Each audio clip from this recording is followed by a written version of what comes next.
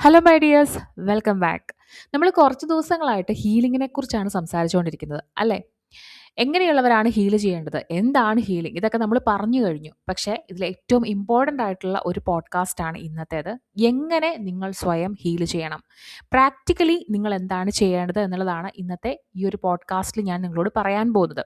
ഇതിന് മുമ്പുള്ള വീഡിയോസ് നിങ്ങൾ കണ്ടിട്ടില്ല എന്നുണ്ടെങ്കിൽ ദയവായിട്ട് അത് പോയി കാണുക. അതിനുശേഷം ഇത് കാണുമ്പോഴായിരിക്കും നിങ്ങൾ ഒരു ഹീലിങ്ങിന് വിധേയനാവേണ്ട വ്യക്തിയാണോ എന്ന് നിങ്ങൾക്ക് മനസ്സിലാവുക.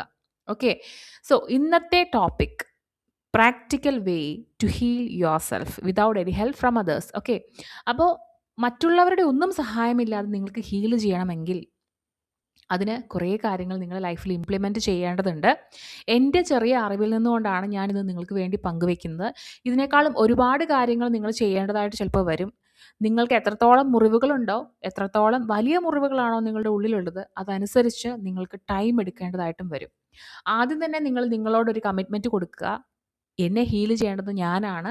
എൻ്റെ ഉള്ളിലെ വേദനകളെ അവസാനിപ്പിക്കേണ്ട വ്യക്തി ഞാനാണ്. എനിക്കാണ് അതിൻ്റെ ഉത്തരവാദിത്തം. അതുകൊണ്ട് ഞാനിത് ചെയ്യുക തന്നെ ചെയ്യും എന്ന് നിങ്ങളോട് തന്നെ ഒരു കമ്മിറ്റ്മെൻറ്റ് കൊടുക്കുക. അതിനുശേഷം മാത്രം നിങ്ങളുടെ ഹീലിംഗ് ജേർണിയിലേക്ക് കടക്കുക. ഇനി നമുക്ക് തുടങ്ങാം. എങ്ങനെയാണ് നമുക്ക് പ്രാക്ടിക്കലി എന്തൊക്കെ നമ്മൾ ചെയ്യണം? എങ്ങനെയാണ് ആ ഒരു ഹീലിംഗ് എന്നുള്ളൊരു പ്രോസസ്സിലേക്ക് നമുക്ക് കടക്കാൻ സാധിക്കുക? ഹീലിംഗ് എന്ന് കേൾക്കുമ്പോൾ ഒരു വളരെ ബ്യൂട്ടിഫുൾ ആയിട്ടുള്ള തിയറി ആയിട്ട് നമുക്ക് തോന്നും. നമ്മളുടെ വേദനകളെ എല്ലാം ശമിപ്പിച്ച് വളരെ പുതിയ ലോകം, പുതിയ മാനസികാവസ്ഥ, സന്തോഷം, സമാധാനം ഇതൊക്കെ നമുക്ക് കിട്ടും, അല്ലേ? പക്ഷേ നമുക്ക് കേൾക്കുന്ന പോലെ അത്ര ഈസി ആയിട്ടുള്ള ഒരു കാര്യമല്ല ഹീലിംഗ്. ഇതിനുവേണ്ടി നിങ്ങൾ എന്തൊക്കെ ചെയ്യണം? എല്ലാവരും ചോദിക്കുന്നൊരു ക്വസ്റ്റ്യൻ ആണല്ലേ, ഞാൻ എങ്ങനെ എന്നെ ഹീൽ ചെയ്യും? സോ സ്റ്റെപ്പ് നമ്പർ 1, ആദ്യം തന്നെ നിങ്ങൾ മനസ്സിലാക്കേണ്ട ഒരു കാര്യം, നിങ്ങളുടെ ഇമോഷൻസിനെ നിങ്ങൾ ഫീൽ ചെയ്യുക എന്നുള്ളതാണ്. നിങ്ങളുടെ ഫസ്റ്റ് സ്റ്റെപ്പ് തുടങ്ങുന്നത് തന്നെ നിങ്ങളുടെ ഉള്ളിലുള്ള വേദനകളെ, അല്ലെങ്കിൽ നിങ്ങളുടെ ഉള്ളിലുള്ള എന്ത് ഇമോഷനാണോ അത് നിങ്ങൾ ഫീൽ ചെയ്യുക എന്നുള്ളതാണ്. എസ്കേപ്പ് ചെയ്യാൻ നോക്കിയിട്ട് യാതൊരു കാര്യവുമില്ല. രക്ഷപ്പെട്ടുകൊണ്ടിരുന്നാൽ നിങ്ങൾക്ക് രക്ഷപ്പെട്ട് പോകാം. പക്ഷെ ഒരിക്കലും അതിൻ്റെ ഫൈനൽ സൊല്യൂഷനിലേക്ക് നിങ്ങൾ എത്തില്ല. നിങ്ങളുടെ വേദനകളിൽ നിന്ന് നിങ്ങളെ ഡിസ്ട്രാക്ട് ചെയ്യാൻ ശ്രമിച്ചിട്ട് കാര്യമില്ല. അതിനെ അടിച്ചമർത്താൻ ശ്രമിച്ചിട്ട് കാര്യമില്ല. Just feel it. നിങ്ങളുടെ ലൈഫിൽ ചില കാര്യങ്ങൾ സംഭവിച്ചു, അത് അക്സെപ്റ്റ് ചെയ്യാൻ ആദ്യം പഠിക്കുക. ഇങ്ങനെയൊക്കെ എൻ്റെ ലൈഫിൽ സംഭവിച്ചു, ഇങ്ങനെയൊക്കെയുള്ള വേദനകളിലൂടെ ഞാൻ കടന്നുപോയി. Accept it, feel it. അതാണ് ആദ്യം ചെയ്യേണ്ട കാര്യം. നിങ്ങൾക്ക് കരയണം തോന്നുവാണോ? കരയുക. നിങ്ങളുടെ വേദനകളെക്കുറിച്ച് എഴുതണം തോന്നുവാണോ? എഴുതുക. ജേർണലിംഗ് ഒക്കെ വളരെ ഇമ്പോർട്ടൻ്റ് ആയിട്ടുള്ളൊരു കാര്യമാണിതിൽ. നിങ്ങളുടെ ഇമോഷൻസുമായിട്ട് എവിടെയെങ്കിലും കുറച്ച് നേരം ഇങ്ങനെ ആലോചിച്ചിരിക്കണം തോന്നുവാണോ? ഇരിക്കുക. കാരണം നിങ്ങൾ വിട്ടുകളയുന്ന വേദനകൾ ഒരിക്കലും നിങ്ങളെ വിട്ടു പോകില്ല എന്നുള്ളതാണ്. അതായത് നിങ്ങൾ അനുഭവിക്കാതെ മാറ്റി മാറ്റി വെക്കുന്ന വേദനകൾ നിങ്ങളുടെ മനസ്സിൽ എപ്പോഴും ഇങ്ങനെ തളം കെട്ടി നിൽക്കും. അത് നിങ്ങളെ ഏതെങ്കിലും രീതിയിലൊക്കെ ഉപദ്രവിച്ചുകൊണ്ടിരിക്കും എന്നുള്ളതാണ്.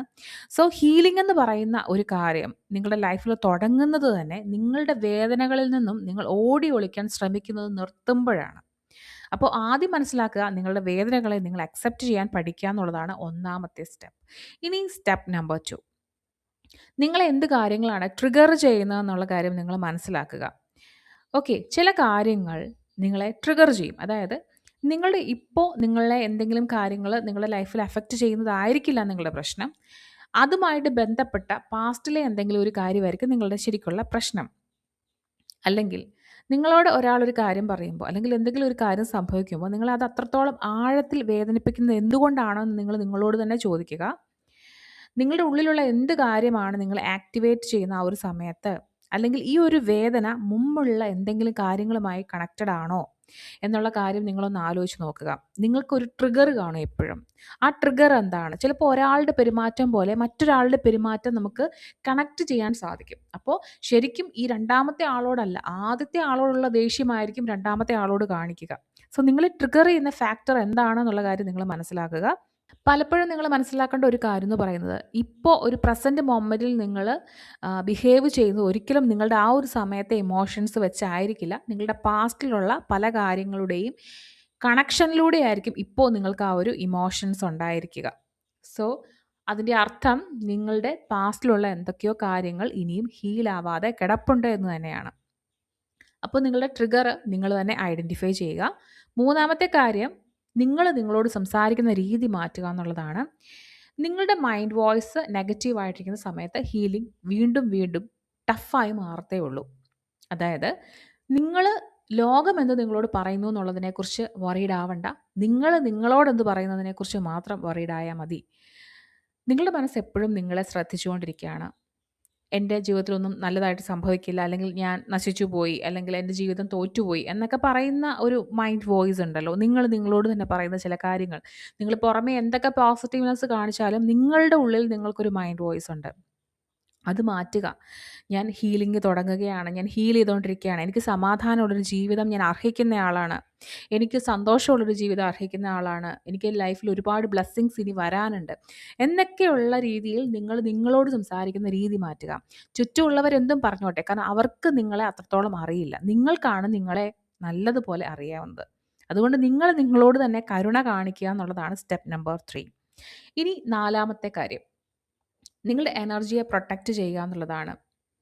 ഹീലിംഗ് വളരെയധികം ബുദ്ധിമുട്ടാവുന്ന ഒരു സിറ്റുവേഷൻ എന്ന് പറഞ്ഞാൽ നിങ്ങൾ ടോക്സിക് എൻവയോൺമെൻറ്റിലും ടോക്സിക് ആയിട്ടുള്ള ആളുകളുടെ കൂടെയും ഇടപഴകുമ്പോഴാണ്. നിങ്ങളുടെ എനർജി പ്രൊട്ടക്റ്റ് ചെയ്യുക എന്ന് പറയുന്നത് ഒരു സെൽഫിഷ്നെസ് അല്ല, പക്ഷേ അത് വളരെയധികം നെസസറി ആയിട്ടുള്ള ഒരു കാര്യം കൂടിയാണ്.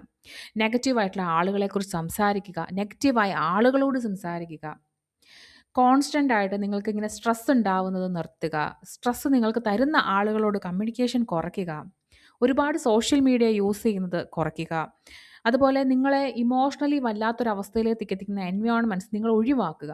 ഇതൊക്കെ നിങ്ങൾ മനഃപൂർവ്വമായിട്ട് ചെയ്യേണ്ട കാര്യമാണ്. ഓക്കെ. എല്ലാ എൻവയോൺമെൻറ്റും എല്ലാ സാഹചര്യങ്ങളും നിങ്ങളെ ഹീൽ ചെയ്യാൻ സമ്മതിക്കില്ല എന്നുള്ള കാര്യം നിങ്ങൾ മനസ്സിലാക്കുക. അതനുസരിച്ച് ആളുകളോടും സാഹചര്യങ്ങളോടും പെരുമാറുക. അതാണ് നിങ്ങൾ 4ാമതായിട്ട് ചെയ്യേണ്ട കാര്യം. ഇനി 5ാമതായിട്ട് ചെയ്യേണ്ട കാര്യം എന്താണ്?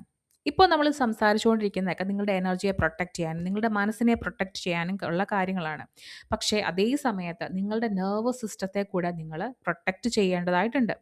ആളുകൾ പലപ്പോഴും ചിന്തിക്കുക മനസ്സിനെ ഹീൽ ചെയ്താൽ നിങ്ങളുടെ ടോട്ടൽ ഹീലിംഗ് ആയി എന്നുള്ളതാണ്. പക്ഷേ ഒരിക്കലുമല്ല. നിങ്ങളുടെ ഇമോഷണൽ പെയിൻ ചിലപ്പോൾ നിങ്ങളുടെ ശരീരത്തിനുള്ളിൽ പല ഭാഗങ്ങളെയും ബാധിച്ചിട്ടുണ്ടായിരിക്കും. നിങ്ങളുടെ നെർവസ് സിസ്റ്റം ഒക്കെ ഒന്ന് റിലാക്സ്ഡ് ആക്കുക എന്ന് പറയുന്നത് അതിൽ വളരെയധികം ഇമ്പോർട്ടൻ്റ് ആയിട്ടുള്ള ഒരു കാര്യമാണ്. അതിനുവേണ്ടി നിങ്ങൾക്ക് എന്തൊക്കെ ചെയ്യാൻ സാധിക്കും? നിങ്ങൾക്ക് ഡീപ്പ് ബ്രീത്തിങ് പ്രാക്ടീസ് ചെയ്യാം. 4 സെക്കൻഡ് ശ്വാസം ഉള്ളിലേക്ക് എടുക്കുക, 8 സെക്കൻഡ് ശ്വാസം പുറത്തേക്ക് വിടുക, അങ്ങനെ.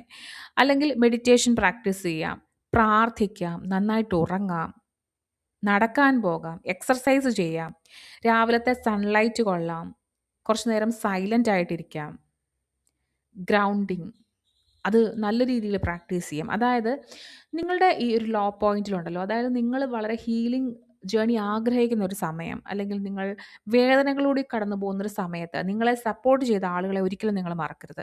നിങ്ങളുടെ സക്സസ്സിൽ നിങ്ങളെ സപ്പോർട്ട് ചെയ്യുന്ന ആളുകളെ അല്ല, നിങ്ങളുടെ വേദനകളിൽ നിങ്ങളെ സപ്പോർട്ട് ചെയ്യുന്ന ആളുകളെയാണ് ഒരിക്കലും മറക്കരുതാത്തത്.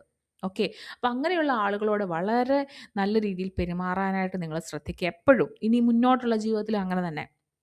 സോ നിങ്ങൾക്ക് റെസ്റ്റ് ചെയ്യാൻ പറ്റണം അടുത്തത്. അതായത് നിങ്ങൾക്ക് വളരെയധികം ഗിൽറ്റ് ഫീലിംഗ് ഒന്നും ഇല്ലാതെ. ചില ആളുകൾക്ക് 2 മിനിറ്റ് ഇരുന്നാൽ അയ്യോ എനിക്ക് ഇരിക്കാൻ പറ്റില്ലല്ലോ, എനിക്ക് ഒരുപാട് കാര്യങ്ങൾ ചെയ്യാനുണ്ടല്ലോ, അങ്ങനെയൊക്കെ ഒരു തോട്ടാണ്.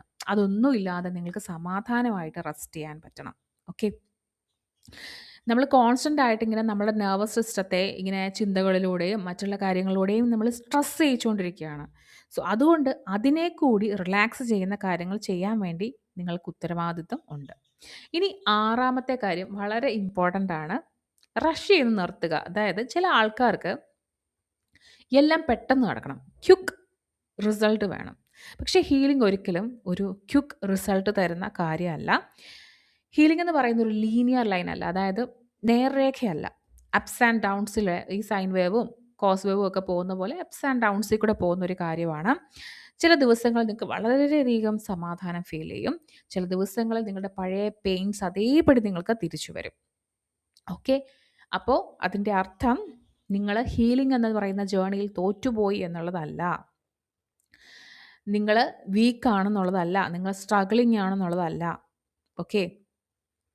നിങ്ങൾക്ക് മനസ്സിലാക്കേണ്ട ഒരു കാര്യം ഇത്രയേ ഉള്ളൂ. ഹീലിംഗ് എന്ന് പറയുന്ന ഒരു ലീനിയർ ലൈൻ അല്ല. പല ദിവസങ്ങളിലും അപ്സ് ആൻഡ് ഡൗൺസ് ഉണ്ടാവും. വിട്ടുകളയരുത്, മുന്നോട്ട് പോവുക. കാരണം നിങ്ങൾ ശ്രമിച്ചുകൊണ്ടിരിക്കുന്നത് നിങ്ങളുടെ ഉള്ളിലുണ്ടായ വലിയൊരു വേദനയെ മറികടക്കാൻ വേണ്ടിയാണ്. അതിന് സമയമെടുക്കും. ഇനി എല്ലാവർക്കും ഉള്ളൊരു ഡൗട്ടായിരിക്കും, എത്ര കാലം കൊണ്ട് ഹീലിംഗ് സാധ്യമാകും? ഹീലിങ്ങിന് അങ്ങനെ ഒരു ഫിക്സഡ് ടൈം നമുക്ക് പറയാൻ പറ്റില്ല. ചില ആളുകൾക്ക് ഹീലിംഗ് മാസങ്ങളോളം വേണ്ടി വരും, ചിലർക്ക് വർഷങ്ങളോളം വേണ്ടി വരും, ചിലർക്ക് ദിവസങ്ങളോളം വേണ്ടി മാത്രമേ വരൂ. ഹീലിംഗ് നടക്കുന്നത് ലെയർ ബൈ ലെയർ ആയിട്ടാണ്. നിങ്ങളുടെ അടിത്തട്ടിലേക്ക്, മനസ്സിൻ്റെ അടിത്തട്ടിലേക്ക് പോയാണ് ഓരോ ലെവലും നിങ്ങൾ ഹീൽ ചെയ്തുകൊണ്ടിരിക്കുന്നത്. ഹീലിംഗ് എന്ന് പറയുന്നത് ഒരിക്കലും നിങ്ങൾക്ക് നിലവിൽ നിങ്ങൾ അനുഭവിച്ച കാര്യങ്ങൾ ഇല്ലാതാക്കുന്നതോ അല്ലെങ്കിൽ അതില്ലാന്ന് അഭിനയിക്കുന്നതോ ഉള്ള ഒരു കാര്യമല്ല.